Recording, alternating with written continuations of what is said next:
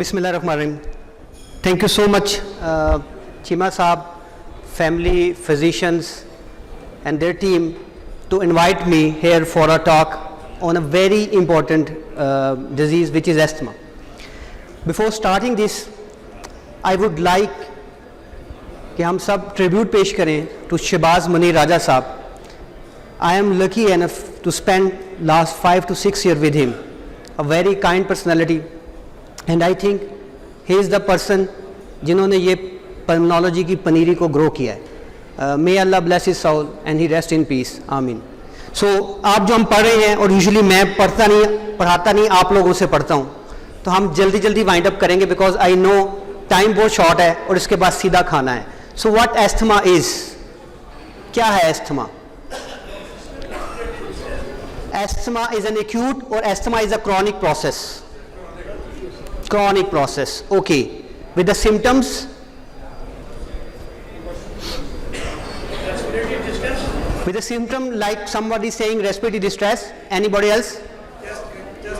Chest tightness, cough, wheeze and respiratory distress. मैं इसको थोड़ा सा modify कर दूं अगर shortness of breath. Okay. So आपके मुताबिक उसको reversible भी होना चाहिए. So asthma is an acute reversible process. No. Whatever I'm going to tell you is from this guideline which is called as GINA guideline 2023. So अभी हम consensus बना रहे हैं on the definition of the asthma. So acute पे no कहा है, लेकिन symptoms पे हमारा consensus है कि cough, wheeze, shortness of breath and chest tightness and they are reversible. Agrees? So ये acute है कि chronic है?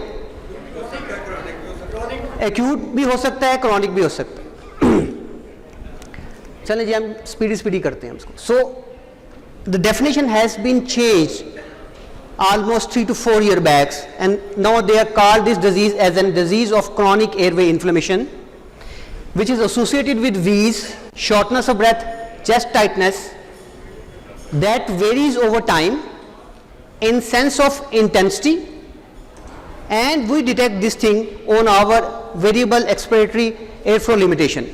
ये in sense of intensity का मतलब क्या है? डॉक्टर साहब मुझे खांसी होती है रात को ज़्यादा है, अर्ली मॉर्निंग ज़्यादा है, इस सीज़न में ज़्यादा है, इसमें नहीं है, डस्ट से ज़्यादा हो जाती है और sometime I feel symptom free. So ये इंटेंसिटी का बढ़ना over a period of time is a very important clue because ये इसको डिफ्रेंशिएट करती है विद एन अदर डिजीज जिसको हम कहते हैं COPD. बट एक चीज़ याद रखें, यहाँ पे हम एक वर्ड लिख रहे हैं, this is chronic airway inflammation. इसका मतलब ये है कि when we have labelled this disease as a chronic airway inflammation, so management point of view से हम कुछ चीज़ों को मॉडिफाई कर दिया. It's a very common disorder. 300 people are suffering from asthma and the prevalence is expected to increase by 50% in every decade. In Pakistan, the prevalence of asthma varies and 50% overall and 10% in children. In 9.8 million people in Pakistan is suffering from asthma and this is written in Pakistan Global Asthma 2022. If there is a class of 30 students, out of these 30 students, 3 will suffer from asthma according to a study. So diagnosis हमने asthma का करना है. हमने consensus कर लिया है कि it's an acute airway inflammation. No, it's a chronic airway inflammation. काफ़ी लोगों ने सर हिलाए हैं. So अभी hypoglycemia start हो गया. So focus on the word of chronicity. ठीक है? And then ये 4 symptoms जो हैं, wheeze, shortness of breath, chest tightness and cough. One or more of the following symptoms. उसके साथ क्या है कि symptoms are variable, जैसे हमने बताया over a period of time in sense of intensity कि रात को ज़्यादा हो रहे हैं, often worsen at night and wakening, triggered by exercise, laughter, allergen and cold air. Symptom often appear and worsen with viral infections. So ये 4 symptoms ही हैं जो कि वेरी करेंगे. जितने symptoms ज़्यादा होंगे उतनी sensitivity of diagnosis हमारी बढ़ जाएगी. हम एस्थमा कैसे डायग्नोज करते हैं? 2023 गाइडलाइन जीना ने एक चीज़ मैंडेटरी कर दी कि that should be done, that is a relatively debatable topic, लेकिन क्योंकि गाइडलाइन में पढ़ा रहा तो एग्जैक्टली आई विल से कि you have to follow that, और वो है रिवर्सिबिलिटी। इससे पहले रिवर्सिबिलिटी की कोई मैंडेटरी नहीं थी, वी डायग्नोज एस्थमा उनके 80% on the clinical history, no reversibility होनी चाहिए। तो रिवर्सिबिलिटी हम किस पे देखते हैं?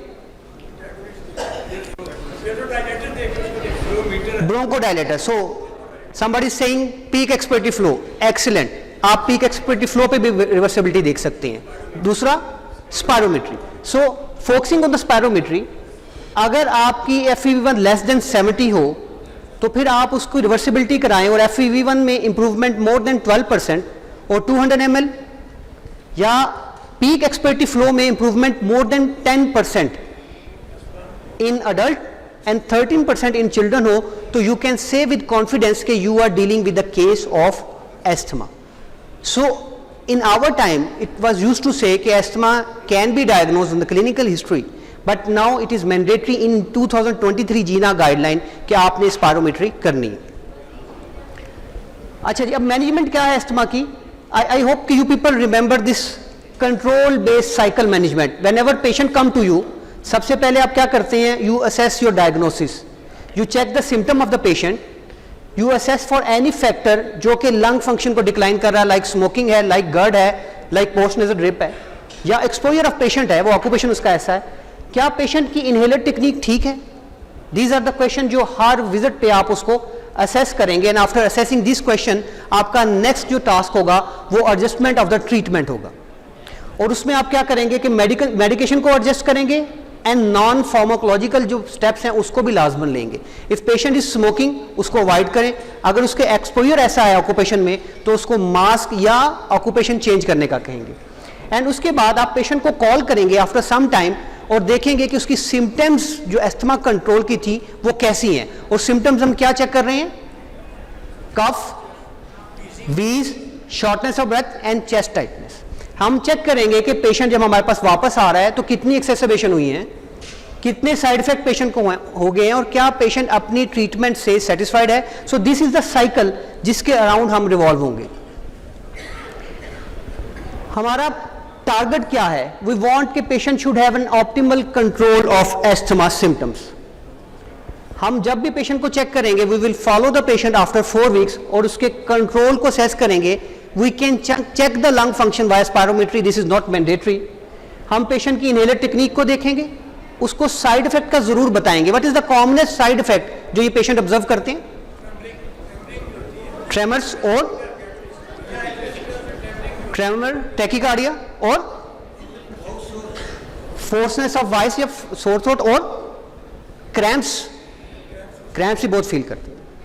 फिर उसके बाद हम पेशेंट के कोमॉर्बिड कंडीशन को जरूर चेक करेंगे। This is very important. You are managing the patient of asthma and the patient were having rhinosinusitis, GERD, obesity, sleep apnoea, depression, anxiety, अगर ये आप ट्रीट नहीं करेंगे तो पेशेंट का एस्थमा जो है वो अनकंट्रोल रहेगा। ठीक, हम एस्थमा को असेस कैसे करते हैं? हमने पेशेंट की सिम्टम्स देख ली हैं कि 4 सिम्टम्स हैं and we are calling the patient back after 4 weeks. तो हम क्या असेस करेंगे पेशेंट का? किस लिहाज से? तो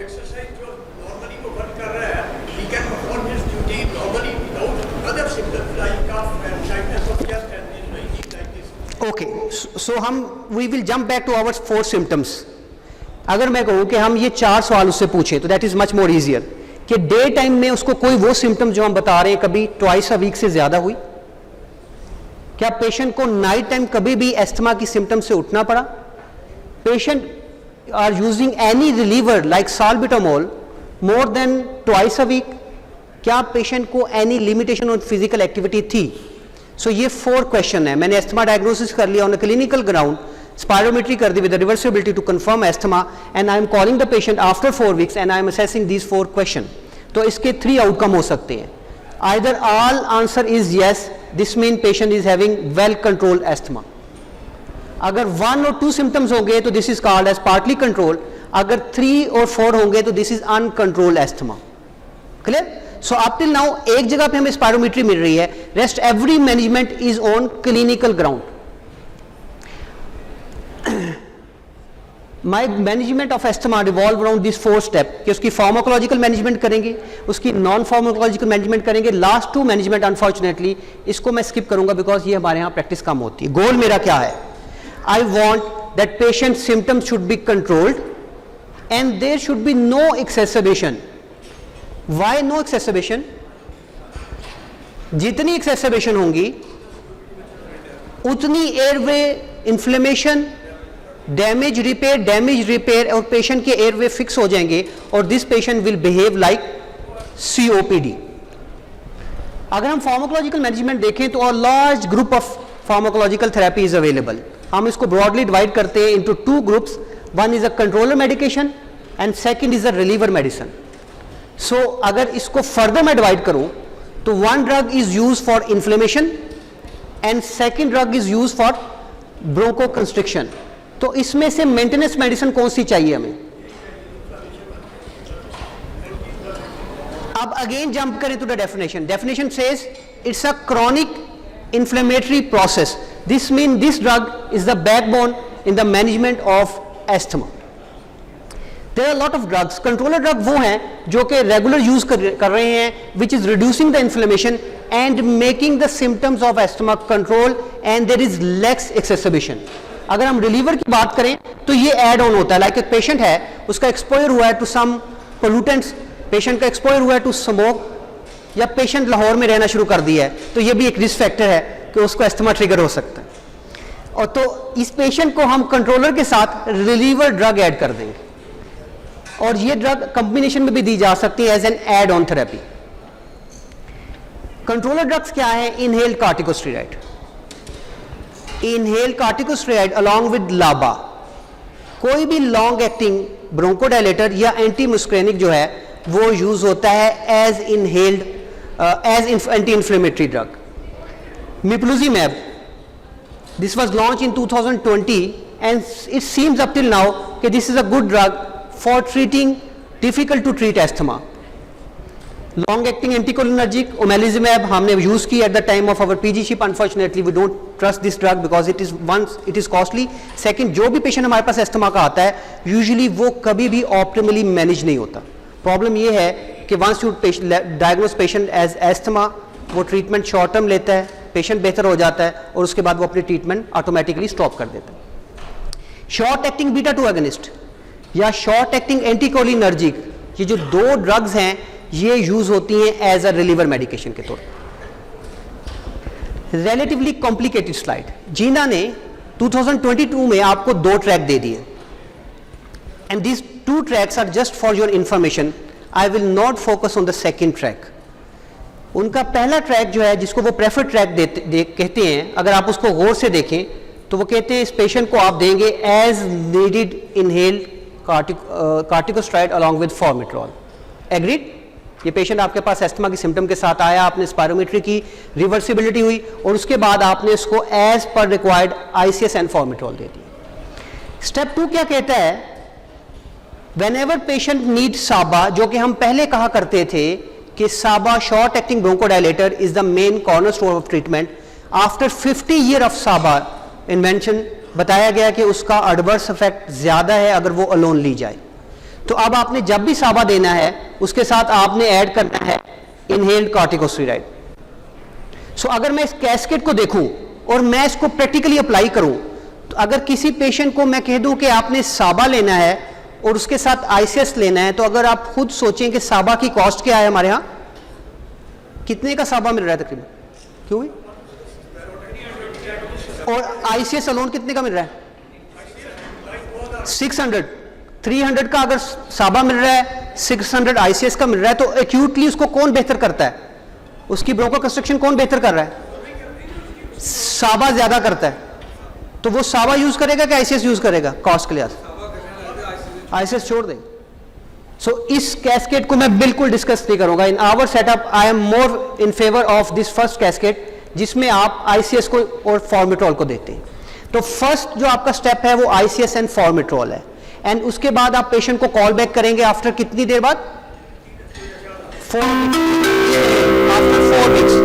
4 वीक्स के बाद आप पेशेंट के कंट्रोल को असेस करेंगे कि उसकी डे टाइम सिम्टम्स कितनी है, उसकी नॉक्टर्नल सिम्टम्स कितनी है, उसने बीटा 2 एगोनिस्ट को कितना यूज किया है, उसकी फिजिकल एक्टिविटी कितनी लिमिट है. अगर उसको वेल कंट्रोल एस्थमा है, so in my point of view and reviewing the literature, I always says you should manage asthma as you manage malignancy. There is an induction phase कि optimally manage करें. There is a maintenance phase कि patient control है तो maintain रखें. And there is a remission phase कि अगर patient stable है for more than 3 months तो स्टेप डाउन करें. So this strategy is use in patient with asthma management. So जहां पेशेंट अनकंट्रोल आएगा उस पेशेंट में आप जो कार्टिकोस्टेरॉइड है उसकी डोज को इंक्रीज करते रहेंगे. सिर्फ स्टेप 4 में जाके आप उस पेशेंट में लामा ऐड करेंगे. क्लियर? ये कंसेप्ट जरा आपके लिए बड़ा इंपॉर्टेंट है. आजकल we are fan of triple therapy. Patient हमारे पास आ जाता है, उसको हम ट्रिपल थेरेपी इनहेलर दे देते हैं. हम पहले 3 स्टेप्स को मिस करते हैं. We don't increase the dose of inhale corticosteroid, we don't check technique of the patient inhaler technique, but we optimise the management to the maximum level. Cost का भी फर्क है और उसका एडवर्स इफेक्ट भी ज्यादा आ जाता है. सो हम क्विकली जरा वाइंड अप करें इसको. The most important thing is कि यू पीपल शुड मेमोराइज कि low dose, medium dose inhaled corticosteroid क्या होते हैं. सो this is a table you can download from this net. और आपको पता होना चाहिए कि अगर आप ICS दे रहे हैं फॉर्मेट्रॉल के साथ तो 2 puff का मतलब कितना है, 2 puff TDS का मतलब कितना है और कितनी मैक्सिमम डोज के बाद आपको एड ऑन करना चाहिए. जब आप पेशेंट को स्टेप अप कर देते हैं, you call the patient after every 4 weeks, 3 months तक उसको असेस करते हैं और उसके बाद उसको स्टेप डाउन करते हैं. There are 3 type of step up. One is sustained, one is short term and one is daytime. जो डे टाइम है, लाइक एक पेशेंट का एक्सपोजर हो गया है कि वो किसी भी ऐसी एटमॉस्फेयर में गया जहां स्मोक था, तो उसको हम ये भी कह सकते हैं कि आप ICS फॉर्मेट्रॉल को 2 दिन के लिए सुबह दवाई शाम ले लें. एक ऐसा पेशेंट है जिसको कोई वायरल इन्फेक्शन हुई है तो वो थोड़ा टाइम लेगी, तो उसका जो स्टेप अप है वो मोस्ट लाइकली 2 वीक्स तक हम एक्सटेंड कर सकते हैं. वो पेशेंट जो बिल्कुल अनकंट्रोल होगा, यूजुअली उसको सस्टेन स्टेप अप की जरूरत है. इसका मतलब है वो 3 की बजाय, स्टेप 3 की बजाय स्टेप 4 पे 4 वीक्स तक मेंटेन रखा जाएगा.